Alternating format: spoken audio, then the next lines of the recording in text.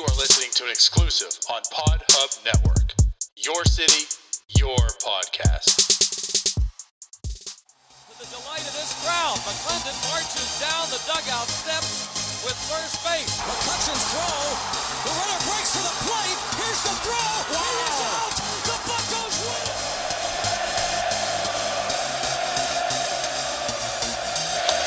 That ball's hit well to left center field. Back toward the track. And that ball is gone. You are listening to the North Shore 9 podcast. Follow them on Twitter, Instagram, and Facebook. Also, make sure to watch NS9 Live every Thursday on Twitch and help support by becoming a patron.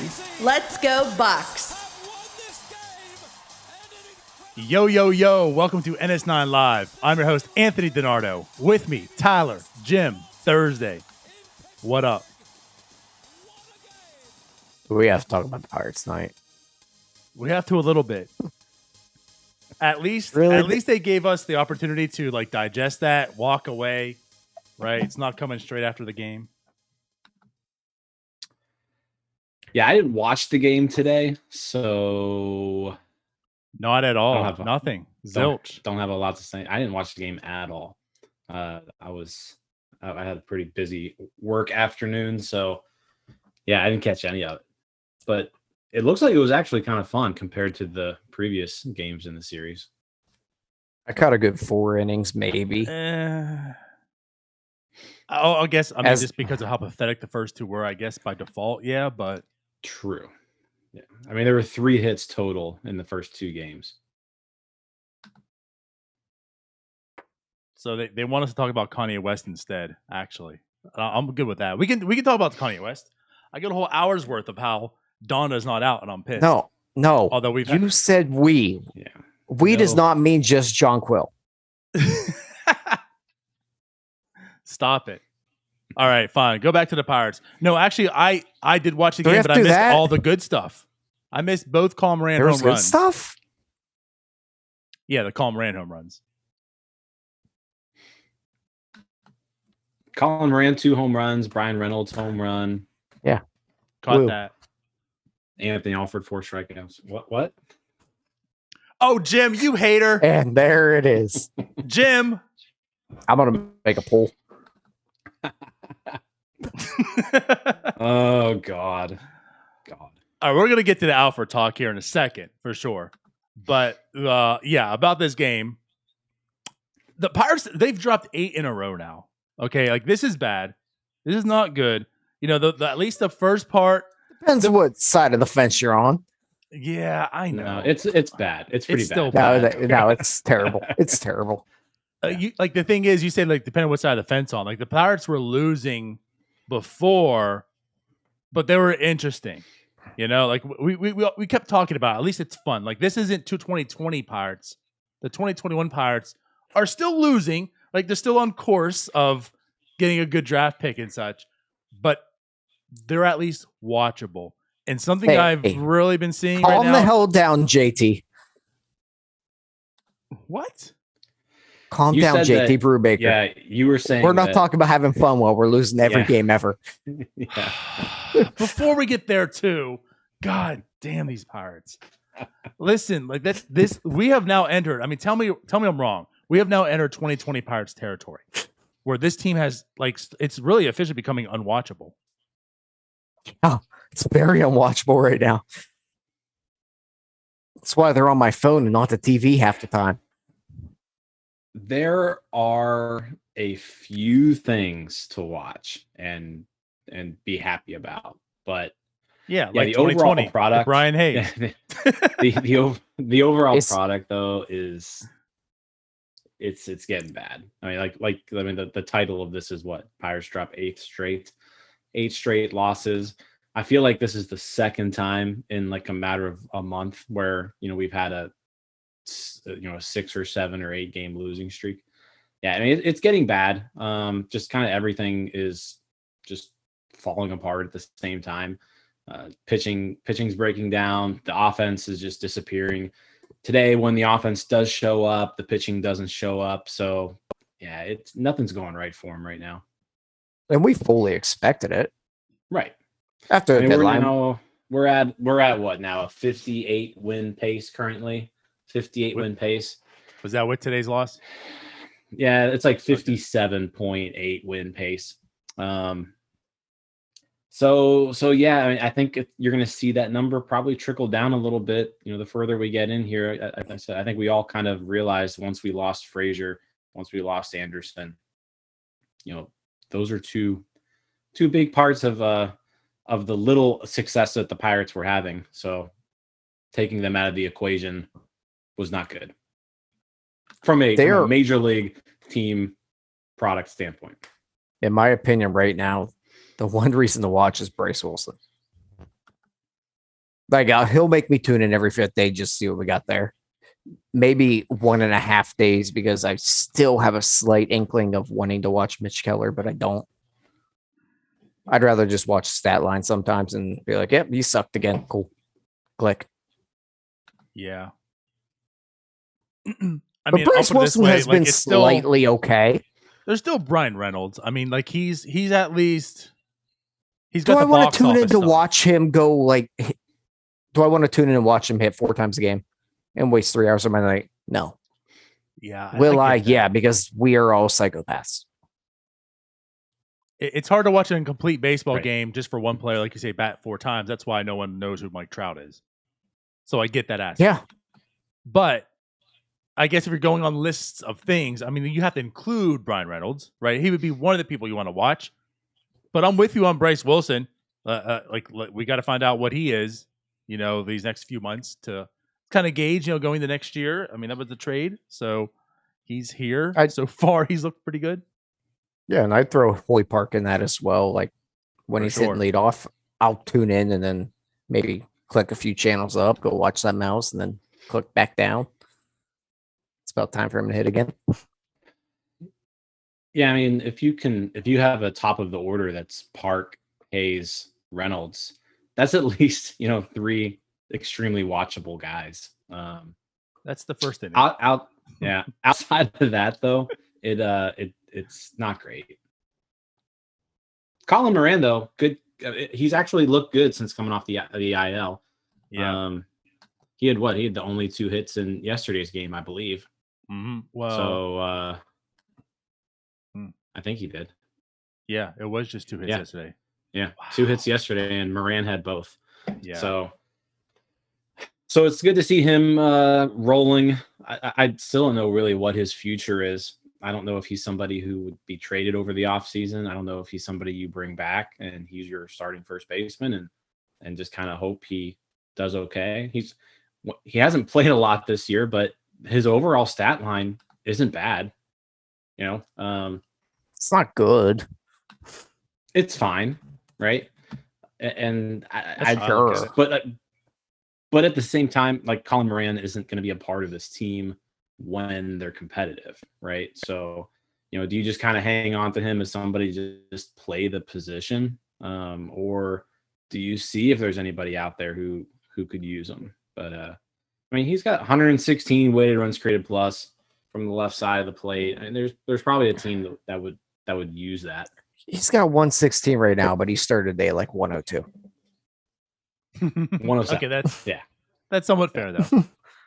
Yeah. I just feel like it's a lost season for him. It really sucks. The injuries just really derailed things because I'm still intrigued by him. Like what he has done. He has improved every single year. Like last year was decent. This year he started off really hot. The injuries just really took away from this year. So I would be okay like holding on to Colin Moran next year as well. I mean, if you get a deal for him, which it's not going to be much. I mean, he's a first baseman. It's not going to be much, especially what he provides. Mm-hmm. So if you get an offer for him and you trade him, I'm cool with it. But also be okay with them holding on to Moran into next season. Because almost like what you're saying too, Jim, like who's really there at first base anyways? It's almost like the Stallings effect to a degree. Although you can find a free agent first baseman on the cheap. But, it's like you don't really have anyone anyway. So you could just kind of keep them and then look at the deal at the next deadline or such, or even next offseason. Yeah, but he's not blocking anybody right now. Like, there's no one like pounding on the door who's who's worthy of playing time at first base right now. So yeah, if you're going to keep him, fine, and I don't know, maybe hope he just keeps improving. Like I said, you mentioned year-over-year improvement the last 3 years, so maybe he gets a little bit better next year, and then that's when you can flip him for something. I'm fine with bringing him back, but I'm also probably fine if they find somebody who wants to give them something for him. I'm fine with that too at this point. I don't know. I kind of think we're at a point with Moran where we saw like a Ben Gamble that with more at bats, he's shown he might be a competent major leaguer. Colin Moran might be getting exposed the more at bats he gets. He might just be a bench bat type of guy. And I know you mentioned bringing him back next year, but Donardo also mentioned how many first basemen can you find on the cheap? You can improve on that position and flip that guy if you really need to. Why do we need to hang on to a super average at best first baseman? That's a good point. So that ties into the fact that we talked about, like, the possibility of a Moran extension and such, and how it doesn't really quite make sense to even extend Moran because just find a cheap first baseman for $6 million every single year. It could be a new guy every single year, and I'm cool with that. It's going to be $6 million, and he might provide better production than Moran would anyway. So, yeah, I'm cool with that. Park's been playing well. I guess. That's where it stops. He's Castro, not so much. Park is a guy I think that we're all really, really rooting for, but he's not hitting the ball that hard. The numbers are through the roof, but it's going to be a while before we really know. Right now, it's kind of optimistic, I guess, but not really, because there's a reason he was traded for Clay Holmes. We're hoping for a utility player, and people that are hoping for above that are kind of crazy. Yeah, I'm hoping for. So utility. I think, yeah. I mean, great. I think for every day, but yeah, I think ideally you're looking at Hoyt Park as somebody who can pretty much play any position, and you can plug him in at any point in time to really just give somebody a day off, right? I don't know if Hoyt Park's going to be somebody where he becomes your everyday shortstop or everyday second baseman or everyday left fielder. Like I don't see that happening, but the versatility is good to see. So far, he's definitely held his own against Major League pitching. I mean, we're at 40 plate appearances now. He's not striking out a lot. He's at a 22% strikeout rate, which is pretty much right where he was in AAA.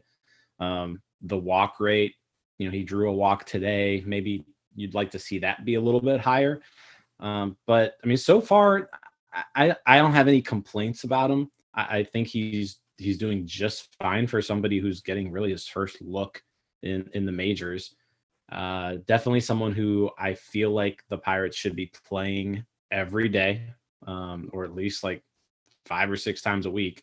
They need to figure out if this is someone who they want to hang on to, and just my just kind of first impression of him is, yeah, I mean, this is a guy who is pretty valuable because of his versatility, and he seems like he can hold his own at the plate. I'll agree with you. Yep. No, I like the swing. He can clearly hold his own at shortstop, or else they wouldn't be throwing him there. And I think he's played decently okay there. He can play pretty much everywhere. It's just, I don't know that the bat's going to be an everyday type of bat, but either way, you have to see what you have with him. So yeah, Kevin Newman, no. Gone. Don't care. Don't want to see Kevin Newman. Don't want to see I don't even want to see Castro over him right now. I'd let us see Hoyt Park. So yeah. I think we're pretty much all done with Kevin Newman. Like I don't know if there's a single person out there who's like, hey, let's get Kevin Newman in the lineup. I think we've all seen enough. There's people. I was getting pushed back. I'm not to the degree of you, Jim, when you're talking your ish on Alford. I But get when I was out there pushback putting on Newman that. stats, I mean, people were like supporting and defending him. I didn't get it. I don't understand. Well, I mean, I know the bat's not good, but the glove's there, and he's at like close to 0 WAR, and I'm like, that's the definition of replacement player. I get responses back of, well, does it matter? Look at the Pirates are bad anyway, so he's just the same as the Pirates. Okay, great. He's the worst shortstop in baseball. Proven. It's a proven fact. He's the worst shortstop in baseball. Don't defend that. The Pirates are better off throwing a Danny Hechavarria out there every day. Better glove and a better bat. It's a better bat, right? That's and a better glove, probably. They're better off throwing almost anyone. You could pick anybody. But I'm saying he's like a throwback to the old days where everyone thought Jack Wilson was great for a year because he had he's not 300 average. I know. I'm saying where that was a very, very good year where he wasn't that great hitting wise. Mm-hmm. We're going back to that day. No, we're not in that world anymore. But shortstops are supposed to hit. Here's I get where you're coming from, Tyler. I know where you're coming from. But he's even bad for the throwbacks. Yeah, he is. That's the thing. He's not even a starting caliber shortstop. No, he's not even. Okay, him. He's worse than Ronnie Cedeno. That's what we're getting at. The glove's a little better. That's what we're getting at. He's worse than Ronnie Cedeno. That would be an upgrade. He's Brian Bixler. Might also be an upgrade. I'll write down names there. I think what we're trying to. I mean, he's a 47 weighted runs created plus. Who does that? That's just simply. It's not even acceptable. Brian Bixler, his last year had a 57 weighted runs created plus. Brian Bixler was a better hitter than Kevin Newman. So there's so many shortstops out there, and I'm not really. I don't think you have to have a shortstop nowadays. That you don't have to have a Fernando Tatis Jr. It would be nice, right? You don't have to have a shortstop. Hey guys, you don't have to have an MVP player. You can get away with it. You don't have to have a shortstop who mashes, right? I don't think that's a requirement. You can get by with a shortstop with a good glove and a below average bat, but it just means you need to have bats at other positions, which the Pirates don't have. Still comes down to roster construction. Yeah, I mean, you said below average bat. This is not below average bat. He's not Jordy Mercer. That's what I mean. That's not Clint Barmas. Oh no, that's what I mean. But if Kevin Newman playing the defense he is right now, and he had a 90 weighted runs created plus, he'd be a valuable player. You could have essentially a Jacob Stallings at shortstop. It's kind of what you're alluding to. Yeah. Someone who's actually useful. Although Stallings' bat has been about average, but right. So there is a place for that type of player, but he is not that. He is as we've mentioned multiple times, statistically, he is the worst hitter in Major League Baseball, and it's not even close. I truly think he could bunt every at bat and have a higher weighted runs created plus. This is an experiment I do want to see. I'm fully on board, even with the defense knowing that it's coming, because he does it every single time. And the amount of ground balls he hits in the infield and swinging bunts, you would think just maybe have 10 of those that go for a base hit. There you go. Keep him honest. Mm. I'm fully down with that because I agree. But what are we doing here? We might throw him in a leadoff hitter every now and then. All right, let's move on from Kevin Newman because I'm done with this. We said we're done with Kevin Newman, and it's turning to a Kevin Newman segment. We're done with Kevin Newman. Man, there was just a walk off home run in the Field of Dreams game. That's pretty neat. I have the game off. Cool. Now. I don't care.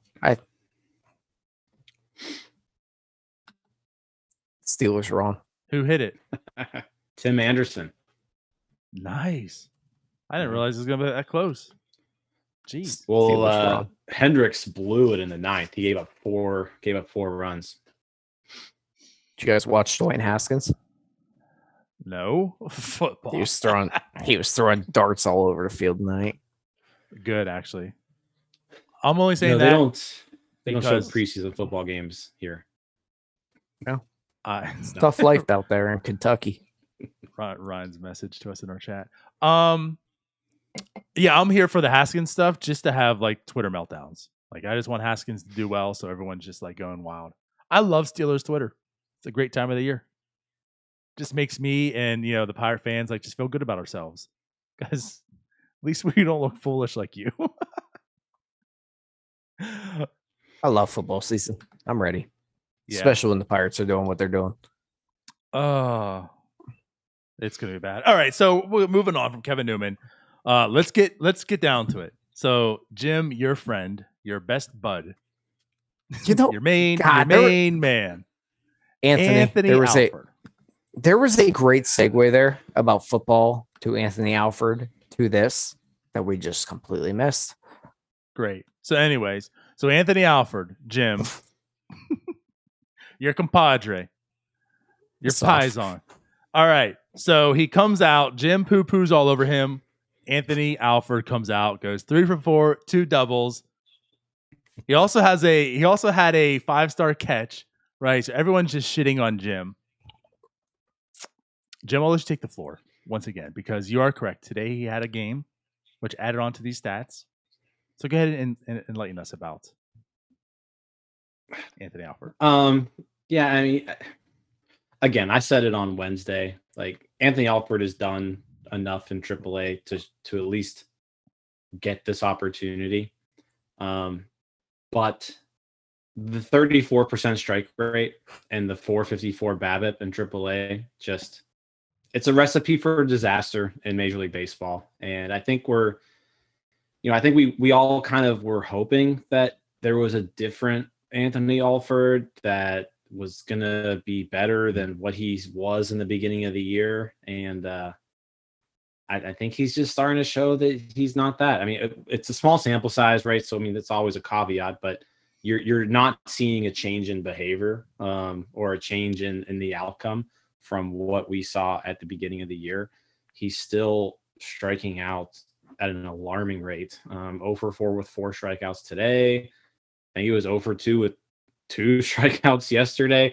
I mean, I don't know how many times he's been putting the ball in play even lately. So, no, yesterday he actually didn't strike out. I was saying, you're right. I was going to lead us off. So yeah. I mean, he went 3 for 4, right? But since that game, he went 1 for 4 with 2 strikeouts, 0 for 3 with 3 strikeouts, 0 for 2 with no strikeouts, and then today 0 for 4 with 4 strikeouts. So he's just striking out. He's just striking out. I mean, that's it. I mean, he strikes out way too much to be a Major League Baseball player. Like, unfortunately, he's not that guy.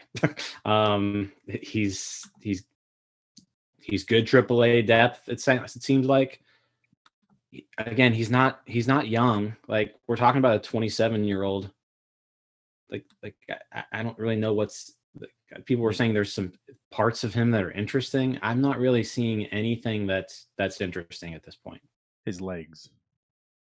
I just think that Jim doesn't like the black player that's playing in the outfield. Jeez. How Barstool like of you. God. But really, though, Anyway. we've had this conversation so many times that I think me and Jim were both on the same page every time Anthony Alford got brought up. The guy's not interesting. He's never shown anything worth being interested in. He's athletic. Good for him. He can't hit a baseball. This is baseball. You got to hit it.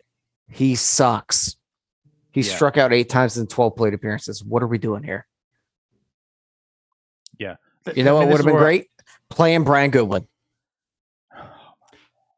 In hindsight, I think we can all say I'm sorry. I could probably pull that old clip of me saying play Goodwin. I think we when we were in the Fowler. Yeah, I think we all said that actually. Probably. I can play the hindsight one guy card that too. didn't- I'm just baffled he didn't get 1 plate appearance. Yeah, and they played Fowler, Alford, every other Kai Tom, every other dog shit person that come through this minor league system. But the one guy that's actually shown that he could hit in Major League Baseball didn't get a chance.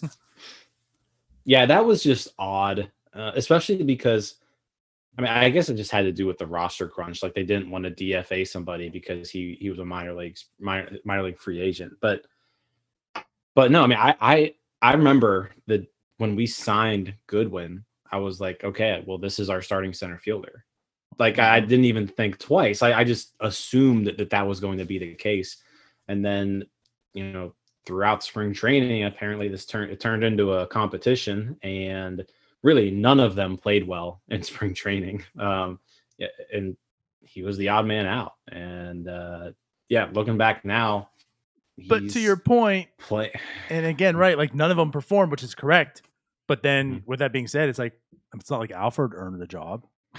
No, none of them earned it. Right. But it's almost like they were looking at it as we need someone to just buy time for Travis Swaggerty. And this is going to be the easiest way to do it roster-wise. Sure. Yeah, I think it just came down to they didn't think having Goodwin on the roster was worth DFAing somebody, right? Mm-hmm. That's what they didn't look at that roster well enough then. Because they got DFA 80 of them this year. Yeah. To go back to Alford, like I'll disagree a little bit when you say he's not interesting. I mean, I'm interested because he's very athletic. He has talents, right? So I'm interested to find out. So am I. What he can do, but like to that degree, we found out, and like this is why I'll have Jim's back on this. Everyone's like coming after Jim. I mean, it turned into like true statements. I mean, Jim was very definitive in how he felt about Anthony Alford. And I don't think it was just because he picked Anthony Alford one day and said, I hate you. Although, I mean, I do have to say there's definitely something against the name of Anthony. He treats them differently. They don't get the respect they deserve. But it's not as if middle Jim name, by the way. Actually, I don't think I knew that. So that's why you hate yourself so much too. All right. Exactly. So it's not as if you just picked them out, but there's clear traits to Anthony Alford that just doesn't resonate as an MLB player. And he's shown it well enough in the majors, like his tenure in the majors. And then we got sent down to the minors. That stuff wasn't corrected. So even though he was hitting for, this average, which had a lot of empty stuff behind it, if you look through it, it's not going to translate. And Jim just said he's not a good player. And what's happening? He's showing that he's not a good player for all three of us. The reasons we thought it was going to happen either. And he's doing it again. Like he's just striking out all the time. He can't hit. Sure. Yeah, if terrible. He makes contact, something might happen because he's an athletic dude, but he can't hit. He just can't do it. And he's proving it. Like Billy Hamilton is athletic as well, but at least he really could do something. Like torch also a better hitter than Kevin Newman. Yeah. God. Just stick him back at shortstop. God, it's actually looking at his numbers.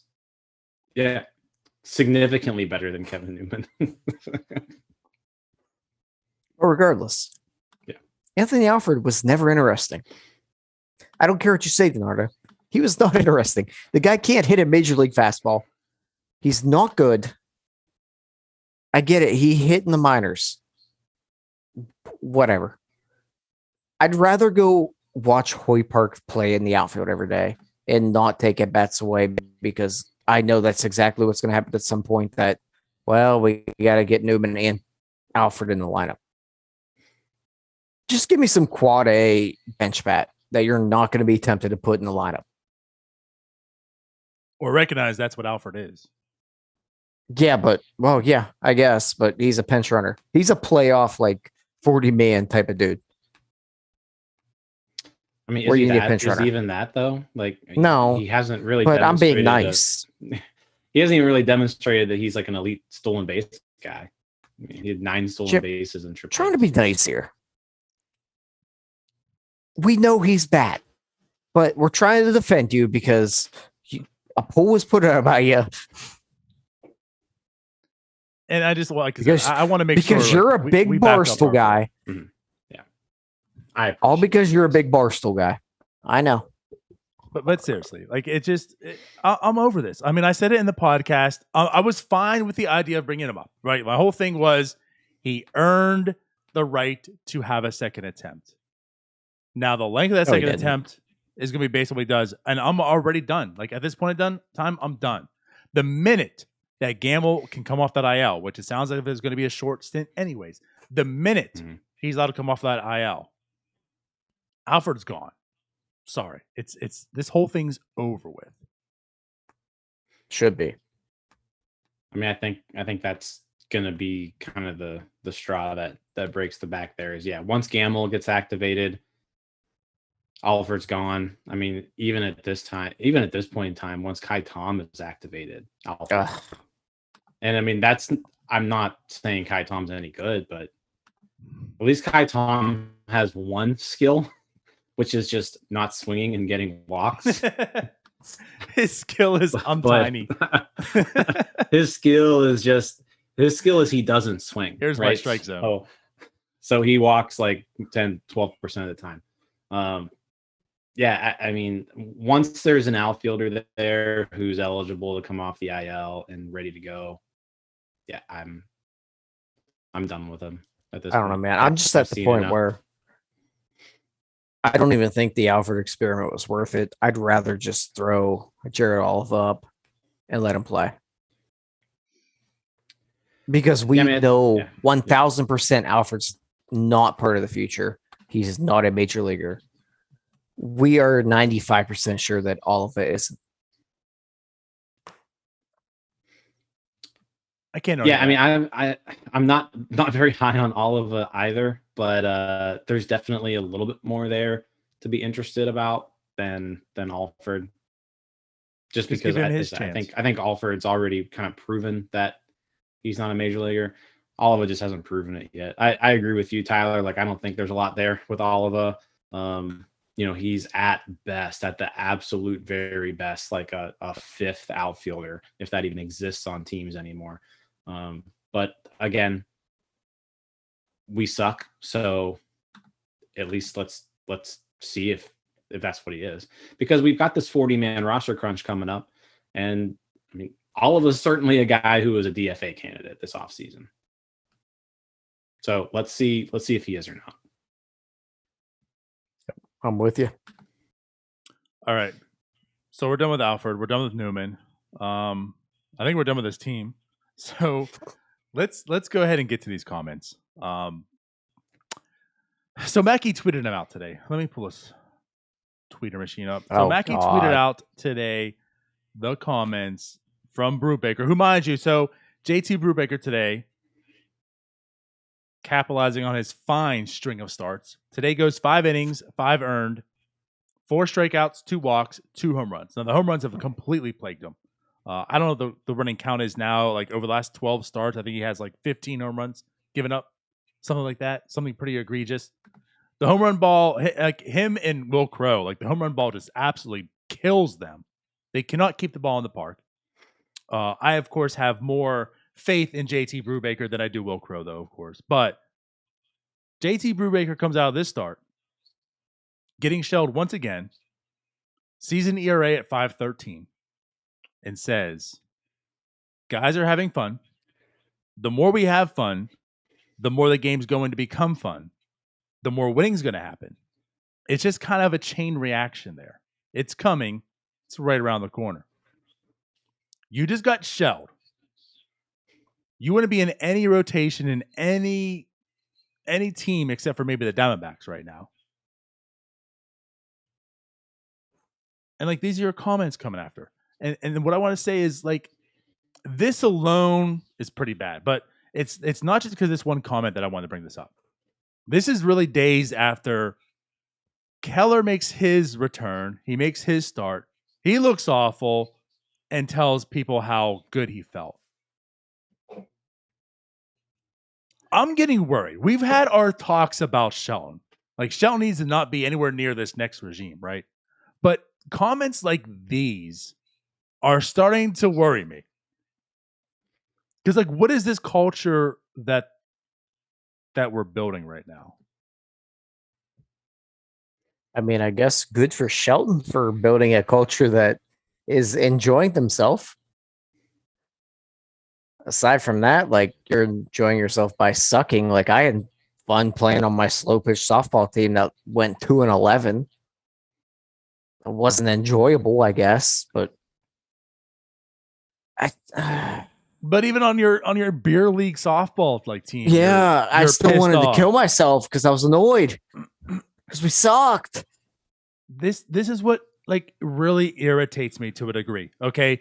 So I understand, I guess I can separate the two, but I don't think it needs to be in the same realm.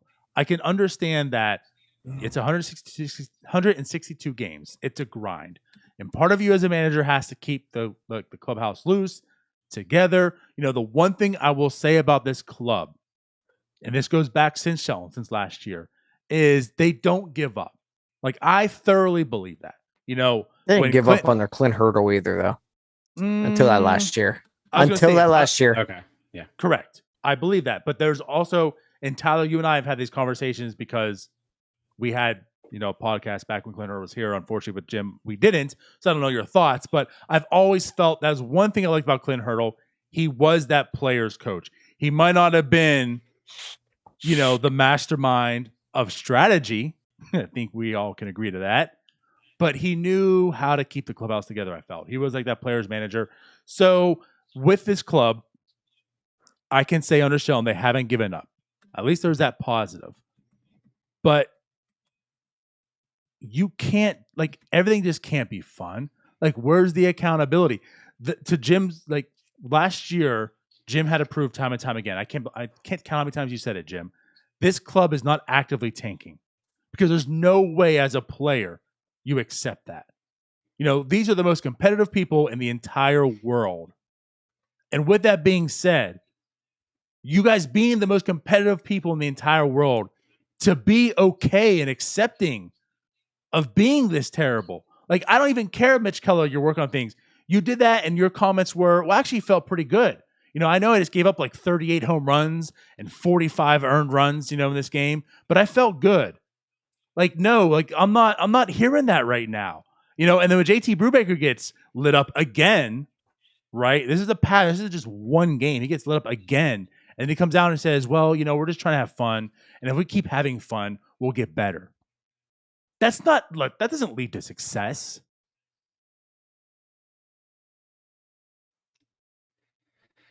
So I'm a little bit torn on this. I like that, like I want them to have fun, right? I mean, it's still baseball, right? But you shouldn't be having fun like while you're actively sucking. Like you're on a 58 fucking win pace. Yeah, so like that's not fun. Like you suck. There's like you're not gonna tell me that like being one hit and then being two hit like should be fun.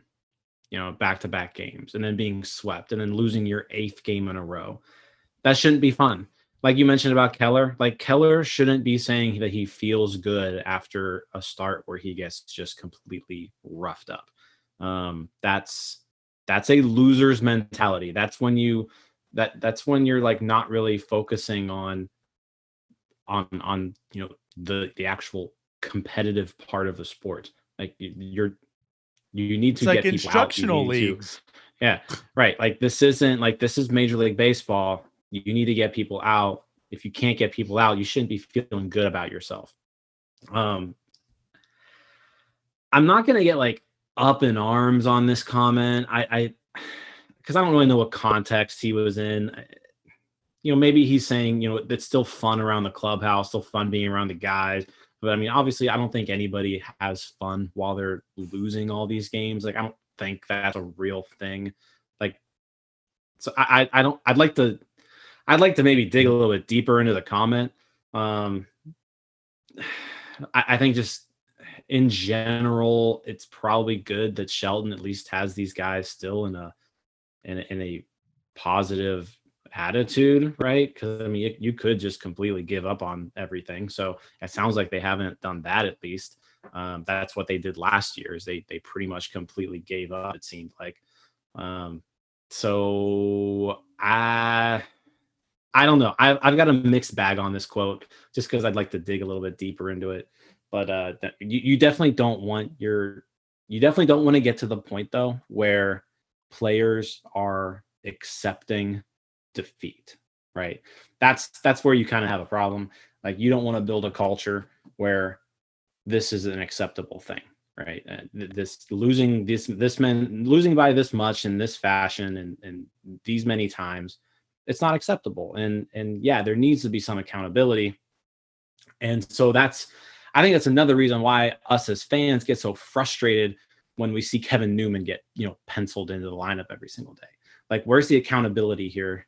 Like, Kevin Newman doesn't deserve this much playing time. Like, I know that there aren't a ton of other people who are maybe deserving of that time, who are making a case for it, but like, Kevin Newman doesn't deserve to be in the lineup 6 days a week.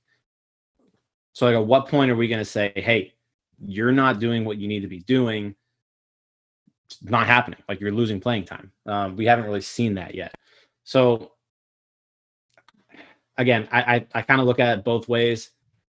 It's frustrating. You definitely, like I said, you definitely don't want people to get complacent and thinking that this is acceptable. That's when you fall into trouble, because then none of these guys are ever really going to win, because they're not even really going to know how to. So this is just going to be what they are. I do think Jim does bring up a good point about this Brubaker quote, that context does matter in the grand scheme of that. Going back to the Keller quote about feeling good, I don't think that's really as bad as a quote. I'm shaking in my chair because I'm kind of annoyed.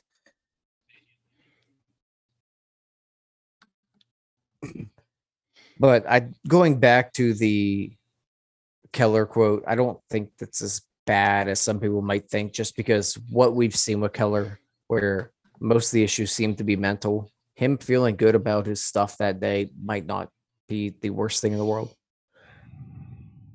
But when we're talking about a team that's lost 8 in a row and talking about having fun, it's going to irk a lot of people.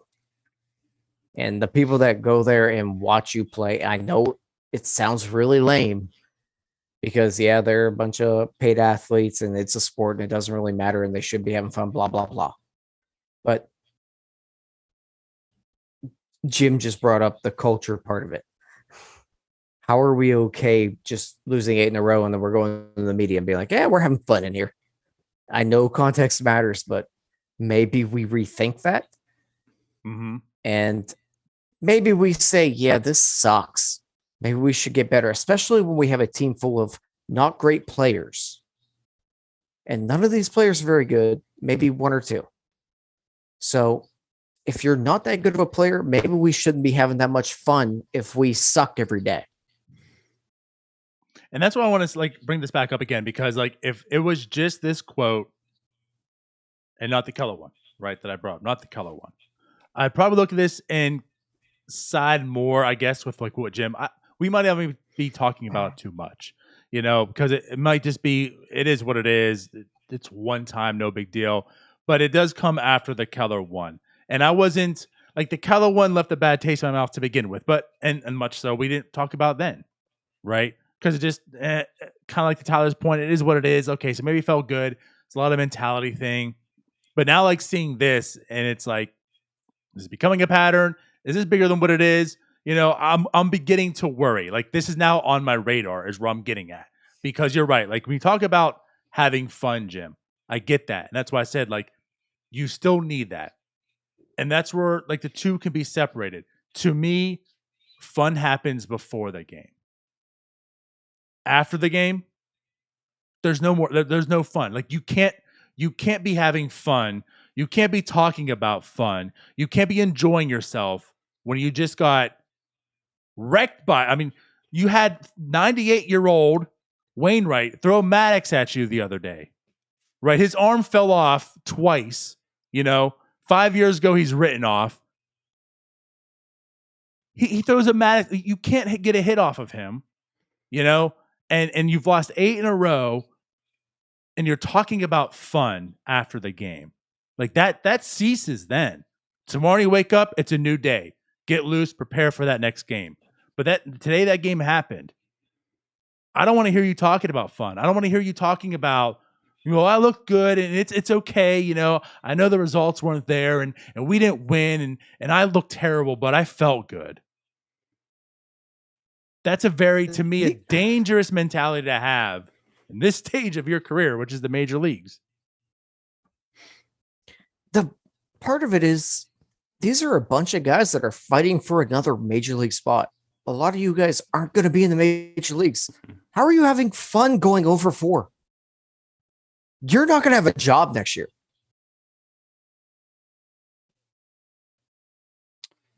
Yeah, and that's the other thing. At this point in time, these guys are, this is an audition for next year, right? Because there aren't too many people on this roster that, are locked in for a job next year. You can probably count them on. You can probably count them on 2 hands, right? That like people who are like, okay, he will be back next year on a major league team. I got my hand has hand. 5 fingers. Yeah, I think I'm good. I can't count more than that. I'm talking about not even back with the Pirates, but like there's probably 6 or 7 guys who are like, I'll at least be a major leaguer next year. Okay. But so for the rest of the team, the other 18 or 19 guys, like you're literally like it's do or die time for you. Like you need to perform right now so that you have a job next year. And yeah, you want to have fun doing it, but it's not fun if you're not winning and producing at the level that you should be. So yeah, I the context is important for a quote like that, but yeah, what you really want to see are you want to see players be a little upset and pissed off whenever they're not doing well. And I think that was one of the things that was so frustrating. People didn't like about Pedro Alvarez, right? Is like he could be over 20 and with 18 strikeouts, and he'd look exactly the same as when he was mashing balls. Like they were like, why don't you get mad? I think that's more of a stupid Pittsburgh fan. Very different. I agree with you, right? That's different. Like that's more of like a demeanor thing. This is more of a keeping your emotions in check. I'm okay with, because for some people that doesn't work with. I agree with that. But like when you are asked the question like, hey, are you happy with how you're doing? Your comment can't be, yeah, I know I didn't do very well and we lost for the 8th time in a row, but we're having fun. You just can't say that. Like that's communications 101. It's a college course. You just got to read the room a little bit. And one of them beers real quick. Tyler's had enough. But and again, I know this is going like very psychoanalytical here or whatever. But to that being said, Brubaker, that's one of the things we liked about Brubaker. Like you keep talking about being that dude, like with Keller. Brubaker doesn't have the stuff that Keller has, but Brubaker's had that mentality. And that's what kind of takes me back to like this coming out of his mouth right now is to me disappointing.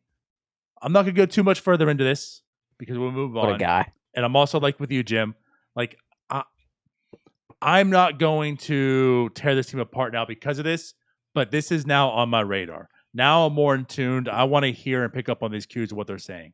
Because if it's still talking more and more about fun and things are okay, I'm worried. I'm not waiting until the next window of opportunity. Like this is it for Sean. If I'm hearing this the rest of the year, I don't want him next year because we're that 1 year closer to that next winning team, and this got to end now. So that's just wait for the the Kevin Newman quote later this week. That's saying he's just out there having fun. I'd have to look into it, but Sheldon's probably in the territory of one of the worst like managerial records of all time. He's got to be close. I mean, that team last year was bad. And yeah, count and this one granted, in. Though it was just 60 games. Like still, yeah. Winning But if you're going percentage wise, yeah, you're probably about right. he's towards the bottom, I'm sure. And I know he hasn't been given much, but he hasn't outperformed anything. Mm-mm. Yeah, and that's the one thing I guess you could say is, he hasn't really done anything yet that is giving you any sort of positive vibes about his future. Yeah, we're not talking like a 2011 Clint Hurdle team that was, and I know it's not the same, but 11 Clint Hurdle when they came out on fire, and it was like, where the hell did this come from? Mm-hmm. So Derek Shelton is currently 60 and 115. 60 and 115. That's awful. Where does that? You're my number guy right now. Where's that rank?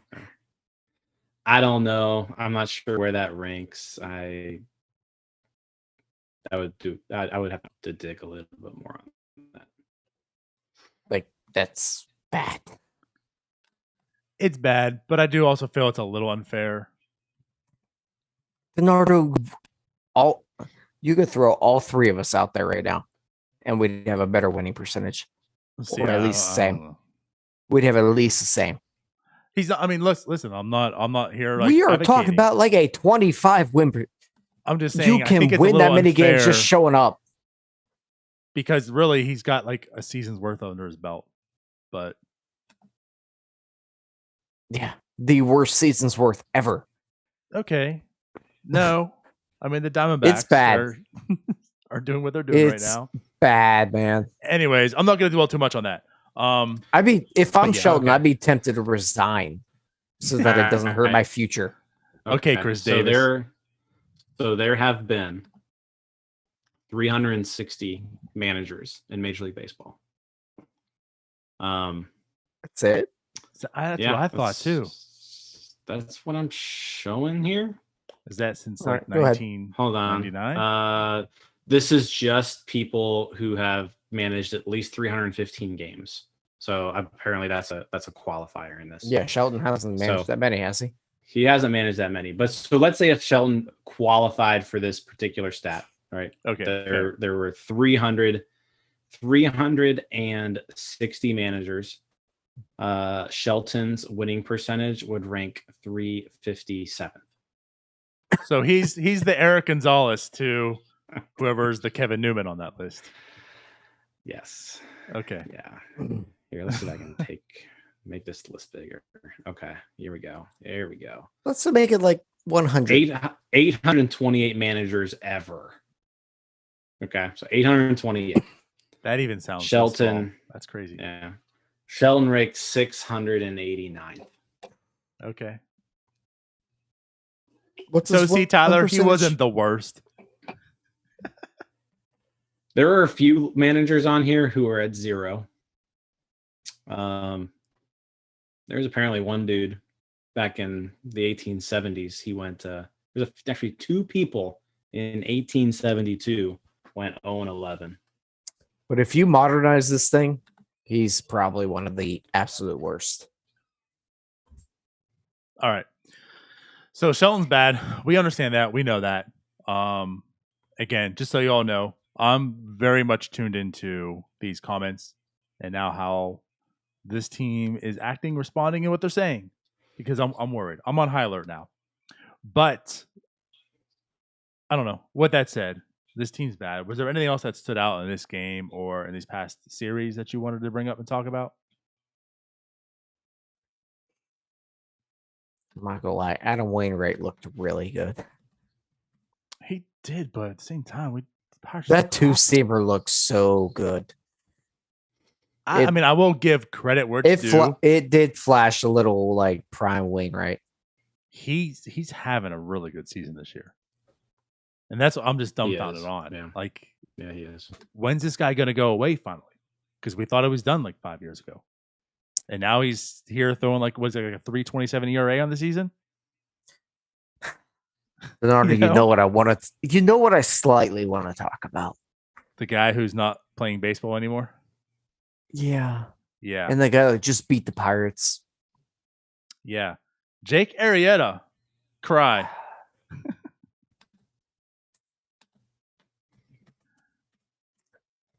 There's one part of our Pirates fandom that has been happy, and that piss rocket ruined it. This guy has been a below average or average, slightly above average, but mainly like average below average his entire career. And then one year he's just absolutely unhittable, Jake Arrieta. And it just happens to be the year that the Pirates run into him in the wildcard game. And I would say even narrow it down, he was good, but there was a half season where he was unhittable. That half season, he was unhittable. Like, you would watch David Ross sit there or Contreras, whoever it was, not move the glove. And he would get calls. Couple inches. Which he earned them. But the reason I bring it up, though, is with the Hap start with the Phillies, is the whole thing came back around that the Pirates just started Hap. So since North Shore 9 wasn't around at that time, looking back, who should they have started? Because I think it doesn't matter. Well, I mean, that's the whole thing. It doesn't matter. But unfortunately, it doesn't matter. Was there a blunder?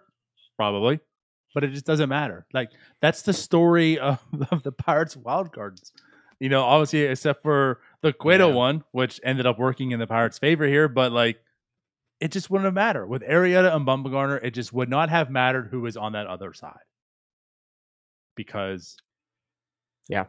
But I think it's even more that Arrieta one. Because the Arrieta one hurts more to me because I feel like that was the team that really had a chance to make some noise. That team was good. Oh, yeah, it was. There are very few teams that could have matched up in a 5-game series with that pitching staff. They just might have picked the wrong one to pitch the wild card game. And there might have been a few blunders along the line, like Garrett Cole going the entire second half of the season throwing to Chris Stewart, and then we throw him to Cervelli in the wild card game, which these are all things I was on board with at the time, but looking back, it's very frustrating. Good Lord, that was 6 years ago. It was. Right. So, I mean, I remember at the time, so in order to fully answer this question, right, you have to also kind of go to that final weekend of the year, right? So they were playing the Cardinals, I think, right? And that was the final series. Was it the final one or the series before? I think it was the last series. You know what? I can't remember. You might be right. I think it was the last one, but it didn't matter at that point, right? Is that what? And it was one of. Well, no, it mattered. Like, if the Pirates would have won the last 2 games, then I think if the Pirates would have swept, they would have won the division, right?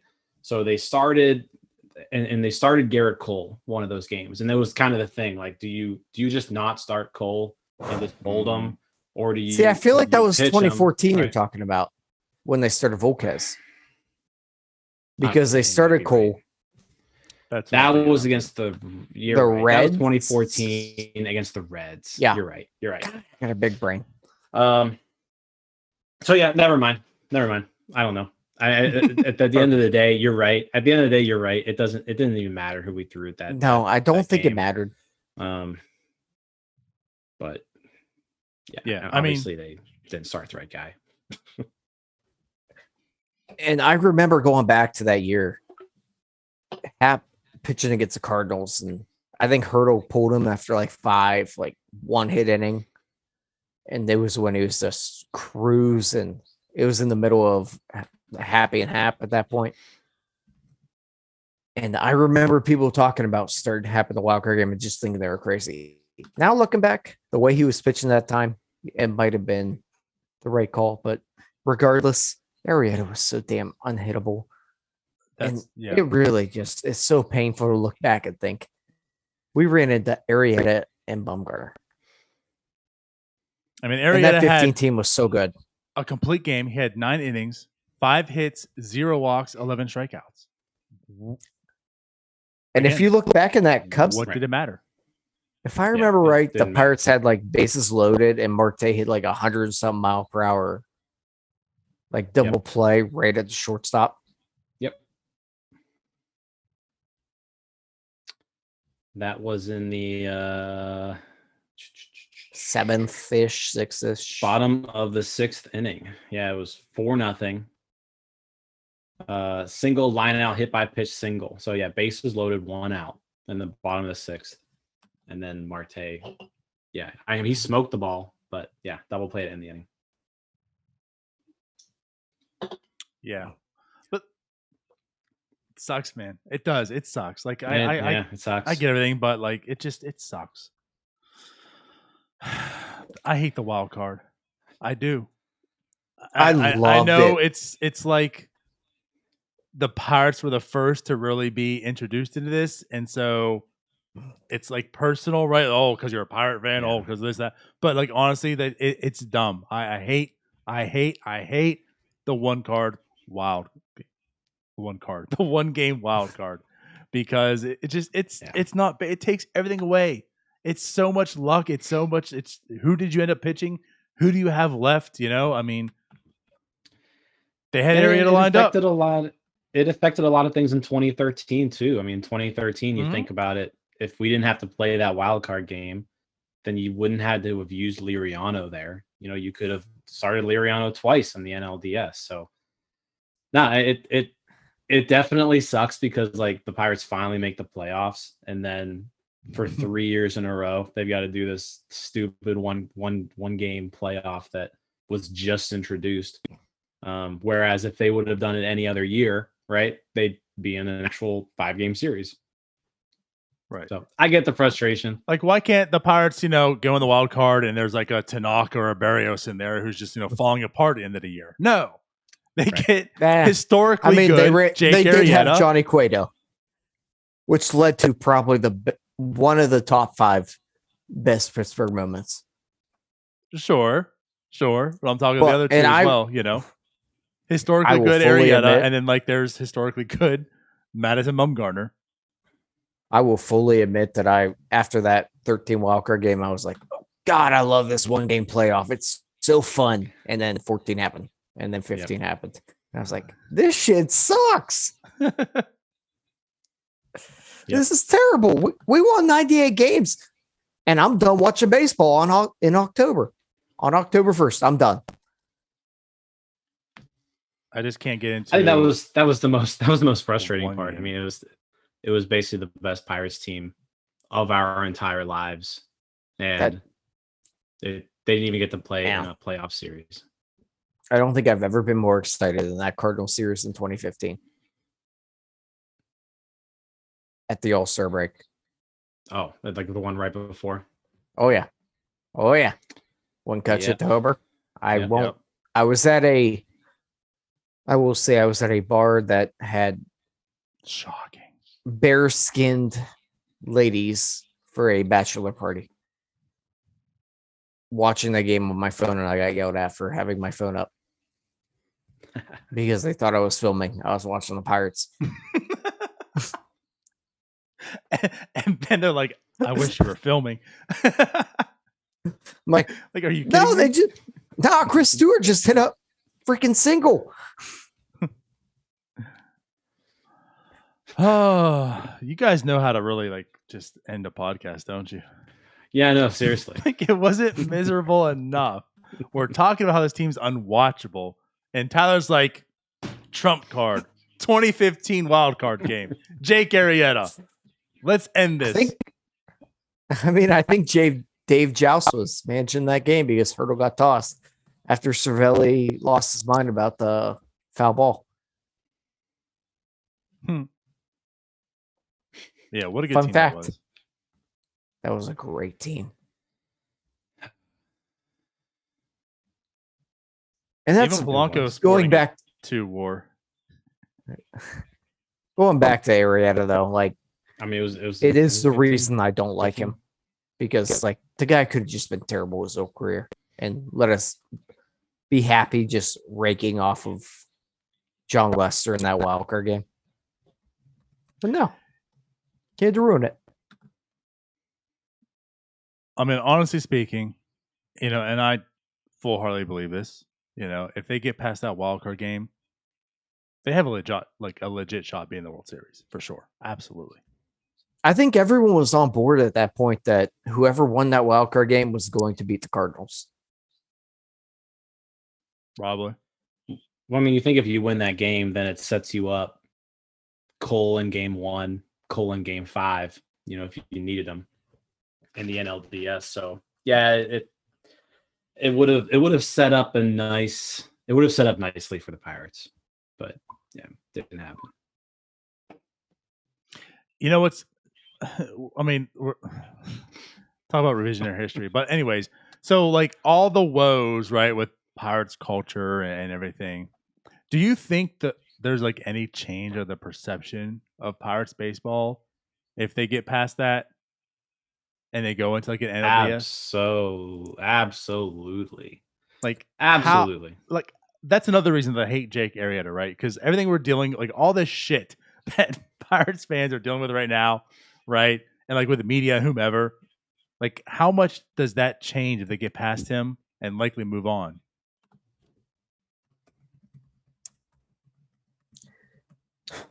I think the Pirates might become like kind of like America's team if they actually become good.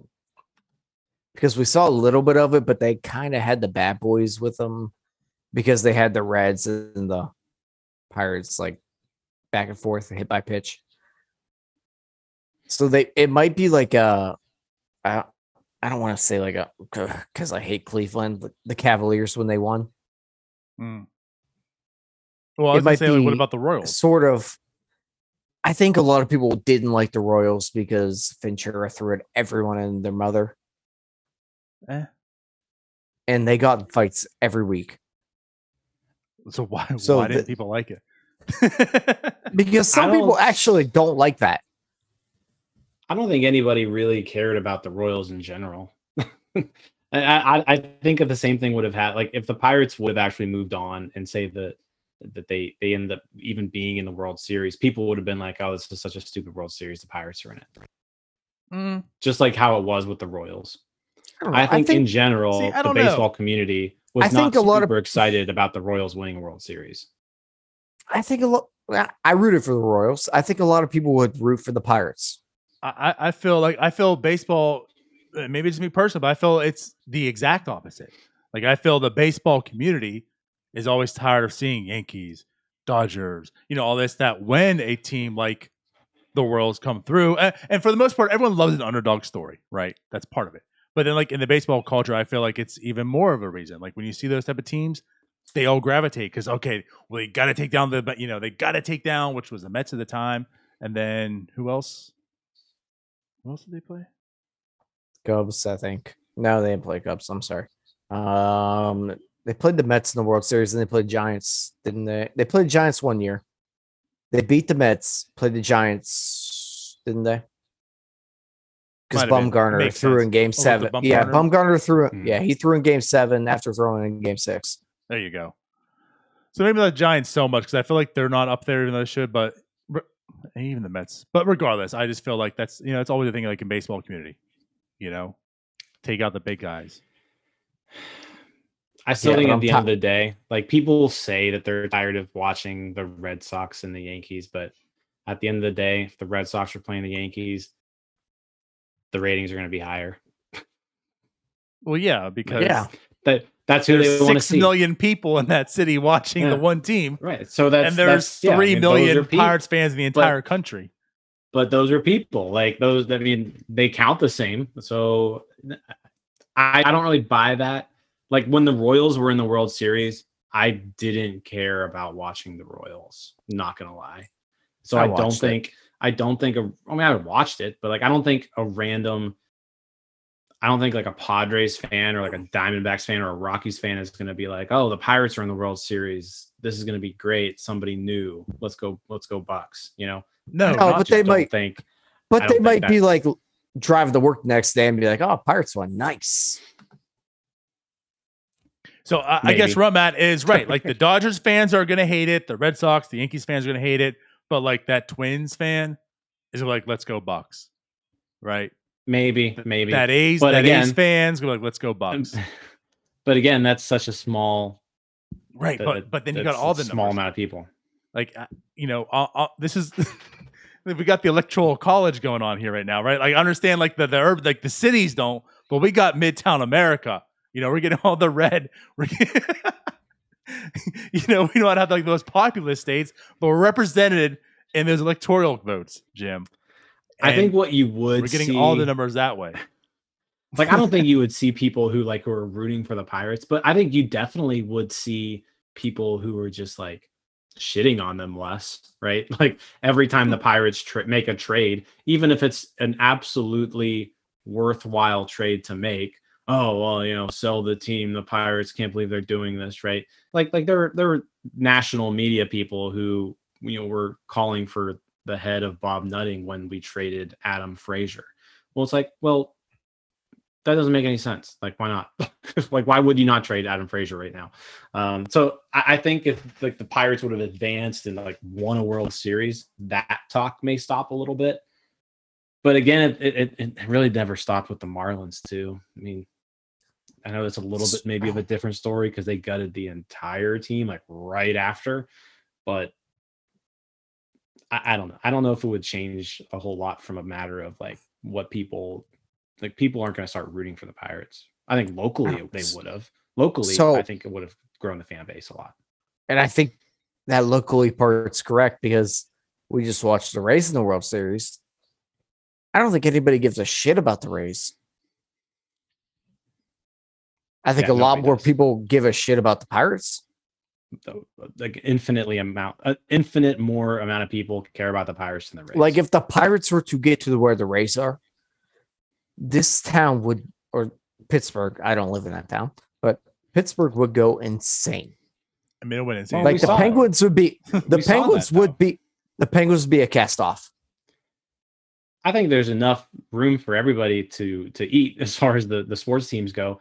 But like we saw it in 2015, like down the stretch in 2015, the last 2 months of the season, I mean, PNC Park was sold out every game. I mean, PNC blackout, like that. What I'm saying is like, it's not like going to be the Rays where they're in the World Series. It's like, they bring 10,000 every game. Who cares? Yeah, they're not in the same stratosphere, right, as the Rays. From people actually will care. People will care. Yep, a lot. Good point, Tyler. Glad you got that beer. She gone. All right. Well, enough of 2015. Let's get out of here. Yeah, so enough 2015. Now that we're an hour 15 into this, let's wrap this up. So, anything else you guys wanted to bring up? I'm not talking to you, Tyler. Just you, Jim. I was going to say, nope. I gotta pee. Absolutely nothing else I want to talk about. Let's mention the charity raffle real quick. Yeah, I was gonna say I forgot that, so I'll bring it up now. So not this Sunday, but next Sunday, I guess it is. It's coming up. So August 22nd is the Pirates Charities Day, since it's a day game. The game's at 2:00. But as we've done every year, if you haven't watched the video, seen the tweets yet, go ahead and check out our website. It's on there. But this will be the 4th year in a row that we're doing the Pirates charity. Obviously, the real reason of it is, it used to be $250 to get a backpack. Now they're down to $200, which is kind of cool. But still, not everyone has like $200 to spend, right? But they're kind of cool stuff. So our thought of doing this is it's a way of collecting money to help this donation and cause for Pirates charities, which is a really cool cause. And if you don't know what it is, check it out. But what we're doing is, all you have to donate is at least $10. For every $10 you donate, you'll get one ticket. And for every $200 we collect, of course, we're raffling off a bag to someone who's going to win it. So again, like example, you give $30, you get 3 tickets into the raffle, and you got a chance to win a backpack. So what we're going to do is we're going to go live in the 3rd inning of that game on Sunday. We're going to cut off the donations. We'll do the drawing, and we'll stream it live, and we'll announce the winners. So as mentioned, it's just all it is, $10 at least. You can check out the webpage, northshore9.com.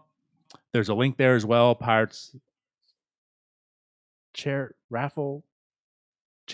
I forget what it is, but it's on the site. Click the link. And that's the GoFundMe, a little bit of about it and everything. So goes for a good cause. We would really appreciate the support. We've collected $2,200 last year, so hoping to expand upon that and hopefully donate more. Yep, great cause. Good It's a stuff. great idea by Donato and Ryan. Yeah, Appreciate it. yeah, definitely something I recommend doing because it's good. Not everybody can swing the full amount for a bag, and this kind of gives you a way to donate what you can and still get a chance for some cool prizes. Yeah. Yep. 2 autographed baseballs in there, 2 future game tickets, and a lot of other cool stuff. So check out the page. And another part of it, I will promise you, when I donate, if for some reason I win it, I will donate it back to someone else that donated. Cool. If you know what I mean. Like if I were to win it, I will give it back to another person. I've got something planned, so stay tuned. Maybe I'll announce it tomorrow. Well, we'll just go fuck it. Fudge yourself there, Jim. All right. All right. So if you're listening to this, that announcement probably already happened. But anyways, we'll talk to you later. We'll be back for Starbucks next week. Bye-bye. Peace out, Girl Scouts. Later, guys.